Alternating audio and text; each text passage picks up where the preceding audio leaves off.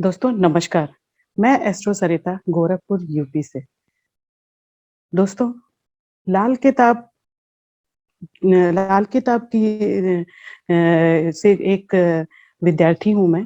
और ये मैं बताना चाहती हूँ आज सबको कि लाल किताब के उपाय जो अपने गुरुओं के पास जा करके या किसी ज्योतिष के पास जा करके लोग अपने उपाय और सावधानियां तो लिखवा के ले आते हैं, मगर कई बार ऐसा भी होता है कि जब तक ये नहीं समझ पाता है कि मुझे सावधानियों और उपायों के साथ में क्या सावधानियां बरतनी है। लोग उपाय और सावधानियां तो दे देते हैं, मगर पूरी तरीके से उसको एक्सप्लेन नहीं करते कि जब तक कैसे उन उपायों के पीछे सावधानियां बरते और उसे पूरे उपाय के लाभ नहीं मिल पाते हैं। तो कुछ ऐसी बातें हैं जिसको मैं बताना चाहूंगी आपको कि आप उपाय और सावधानियों को जब लेकर के आए, उनके पीछे आप क्या सावधानियां बरतें। दोस्तों, जब उपाय और सावधानियां आप लेकर के आते हैं, तो आपको उन उपायों को शुरू करने से पहले आप उन उपायों को ये देख लें कि किन दिनों में शुरू करना है, क्योंकि ये लाल किताब के उपाय के पीछे की बड़ी लॉजिक है, क्योंकि उसके बिना आपको पूरे फल नहीं मिलेंगे। तो आप ये देखें कि किसी भी उपाय को जो 43 डेज के लिए उपाय दिए गए हैं, उनको 43 डेज के उपाय को करने से पहले देख लें कि रिक्ता तिथियों में उन उपायों को शुरू ना करें। पहली बात तो ये हो गई। रिक्ता तिथियां कौन सी हैं? रिक्ता तिथियां हैं किसी भी माह की चतुर्थी, किसी भी माह की नौमी और चतुर्दशी। इन तिथियों पे अगर आपने उपाय शुरू कर दिए तो आपके उपाय 43 दिन होने के बावजूद आपको वो फल नहीं देंगे जो आपको मिलना चाहिए। तो रिक्ता तिथियों में अपने उपाय को शुरू ना करें। दूसरी बात, अगर आपने देखा कि रिक्ता तिथि भी नहीं है और बादलों भरे दिन है, तो उन बादलों भरे दिन में भी उपाय को शुरू ना करें। अगर आप बादलों भरे दिन में उपाय शुरू करते हैं, तो भी उतना असर आपको नहीं मिलेगा। दोस्तों ये भी है कि अगर आपने बादलों भरे दिन में उपाय शुरू किए और आपने कहा मैंने तो उपाय कर लिया है, मगर आपको कोई फल नहीं मिलेगा। आप इस बात से अनजान होते हैं कि हमें किन बातों को ध्यान में रख करके उपाय और सावधानियां करनी है। तो आप बादलों भरे दिन में भी उपाय ना करें। तीसरी बात कि जो कोई भी उपाय दिए जाते हैं, उनको सूर्योदय से लेकर के सूर्यास्त के बीच में ही अपने उपाय किया करें। कुछ एक विशेष उपाय होते हैं जो रात में किए जाते हैं, या पितृदोष के उपाय होते हैं जिनको रात भर कुछ सावधानियों के साथ किया जाता है। वो अपने आप विशेषज्ञ या फिर ज्योतिष से पूछ करके ही करें कि आपको सारे उपाय दे दिए और आपने उन उपायों को रात में करने को कहा तो आप अपने मन से कर लिए। नहीं, आप उन उपायों को पूछें, अपने विशेषज्ञ से पूछें, अपने ज्योतिष से पूछें, तभी उन उपायों को करें, तभी आपको उसका पूरा पूरा फल मिलेगा। दोस्तों इन सब चीजों में 43 डेज के उपाय में महिलाएं भी उपाय करती हैं, तो इन उपायों को करने में टूट लगती है, गैप हो जाता है। तो इनके लिए एक सावधानी दी गई है कि आप थोड़े से चावल ले लें, उनको लाल कपड़े में बांध करके दूध की छींटे मार के, चावल लें और दूध के छींटे मारे और उनको लाल कपड़े में बांध के कहीं सुरक्षित जगह रख दें। और जिस दिन से आप उपाय शुरू करना चाहते हैं, उन उपायों को करने से पहले इनको बाहर पक्षियों को डाल दें या प्रवाहित कर दें। फिर आप अपने उपाय को शुरू करें, तो आपके उपाय फलित होंगे, आपको उसका फायदा मिलेगा। दोस्तों कई बार ऐसा होता है कि कोई बेड रिडन होता है, कोई बिस्तर पे होता है, वो उपाय नहीं कर सकता है।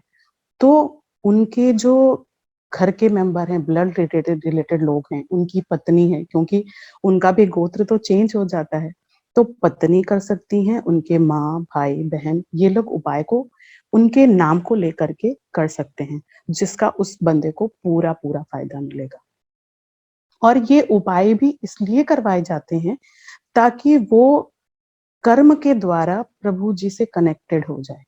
क्योंकि ग्रह तो ऐसे होते हैं ना कि ग्रह आते ही इसलिए हैं कि आप उनके तरफ अट्रैक्ट हों और उन चीजों को करें जो चीजें आपको नहीं करनी। और हम आपको वो देख के बताते हैं कि आप वो चीजें करें कि ना करें। बहुत सारे ऐसे लोग भी आते हैं जिनको, जैसे किसी का मंगल खराब है तो उसको मीठा खाने का बहुत मन करता है, हम उसको कुछ सावधानियां भी बताते हैं। तो अगर उपाय करते हैं तो उनके साथ में सावधानियां जो दी जाती हैं उनको भी एज ए उपाय ही ट्रीट करें, क्योंकि उपाय के साथ जो सावधानियां होती हैं वो भी हमारे लिए उपाय की तरह ही होती हैं। उनको हमें एज ए उपाय ही कंसीडर करना चाहिए। दोस्तों, उपाय के साथ सावधानियां जो दी जाती हैं वो इसीलिए दी जाती हैं कि परहेज परहेज होना चाहिए। वो ये इसी तरह से काम करता है जैसे एक डॉक्टर के पास आप जाते हैं और अगर आप बीमार हैं तो डॉक्टर कुछ दवाइयां देता है और दवाइयों के साथ में कुछ परहेज भी बताता है। तो आपको दवाइयां तो लेनी होती हैं, साथ में वो परहेज भी करने होते हैं।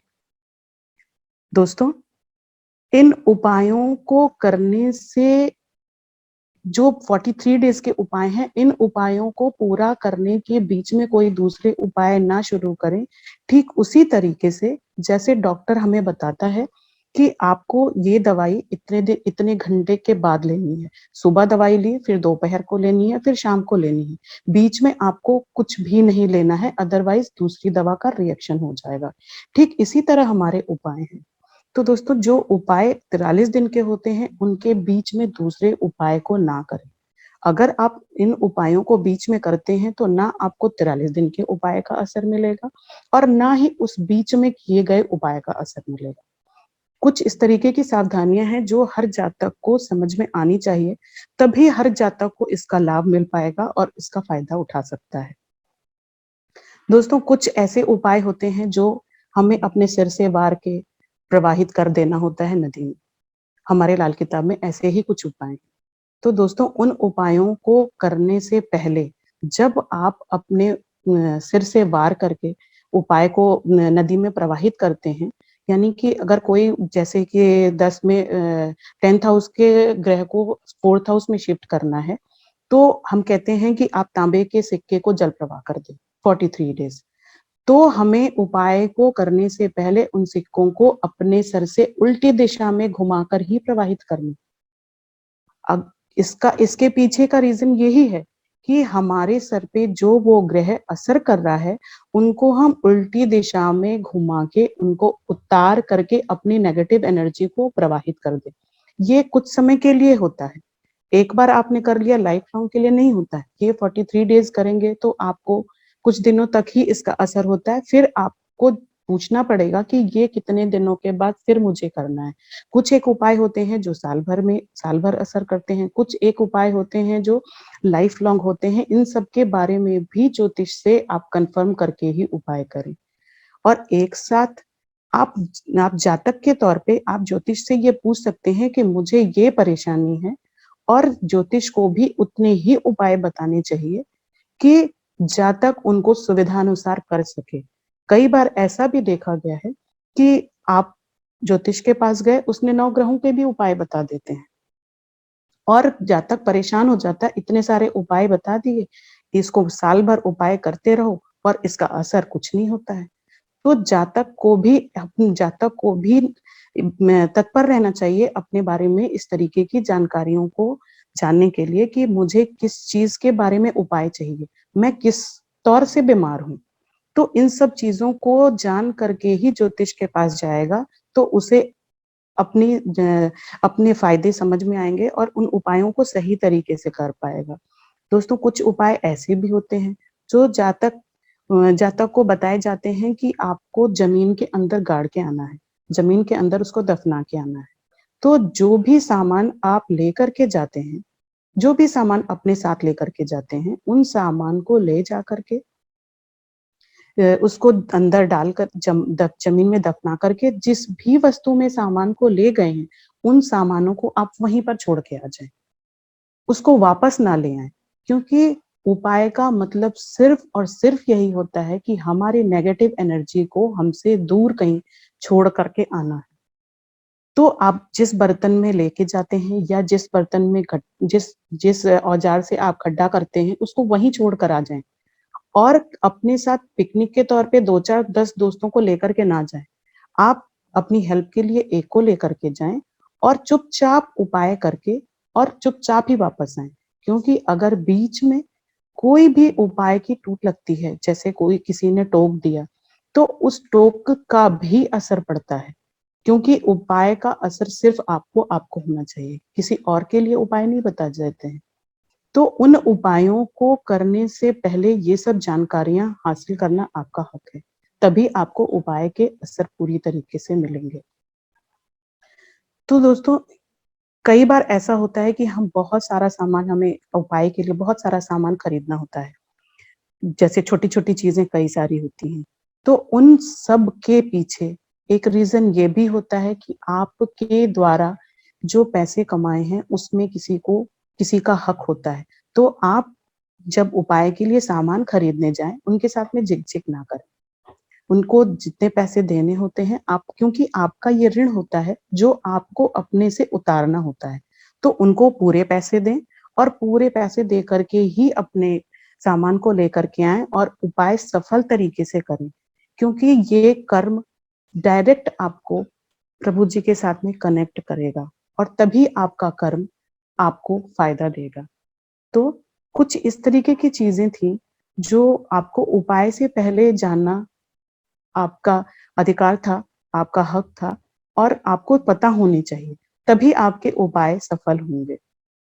दोस्तों, लाल किताब के कुछ फिक्स रूल्स होते हैं। इसमें अगर आप उन फिक्स रूल्स को सही ढंग से करेंगे, तभी उनका फ़ायदा आपको मिलेगा। अदरवाइज़ आपको उसका पूरा-पूरा फ़ायदा नहीं मिलेगा, फिर आप कहेंगे कि आपको फ़ायदा नहीं मिला। इन सब का फ़ायदा ना मिलने के पीछे एक यही रीज़न होता है कि हम अपनी पूरी इच्छा से वो उपाय को ना कर पाना। तो आपको अपनी इच्छा से अपने आप को कनेक्ट करके उन उपायों को पूरी शिद्दत से करना चाहिए, तभी उन उपायों का आपको पूरा-पूरा असर मिलेगा। ऐसी बहुत सारी चीज़ें हैं, जो आपको ध्यान में रखनी चाहिए, जिससे तभी आपको उसका फ़ायदा मिलेगा। तो दोस्तों, ये कुछ चीज़ें थी, जो आपको उपाय और सावधानियों के पीछे कुछ सावधानियाँ रखनी चाहिए और कुछ जानकारियाँ मैंने आपको दी, जो आपको उपायों से पहले करने से पहले ध्यान में रखना चाहिए। तभी आपको उन उपायों का फ़ायदा मिल पाएगा और आप उन उपायों का लाभ ले पाएँगे और सावधानियाँ भी बरतें और उपाय भी करें, तो ही आपको लाल किताब का असर मिल पाएगा और लाल किताब का फ़ायदा मिल पाएगा। तो दोस्तों, मैं सरिता पांडे आपसे इजाज़त लेती हूँ। नमस्कार। फिर मैं उपस्थित होंगी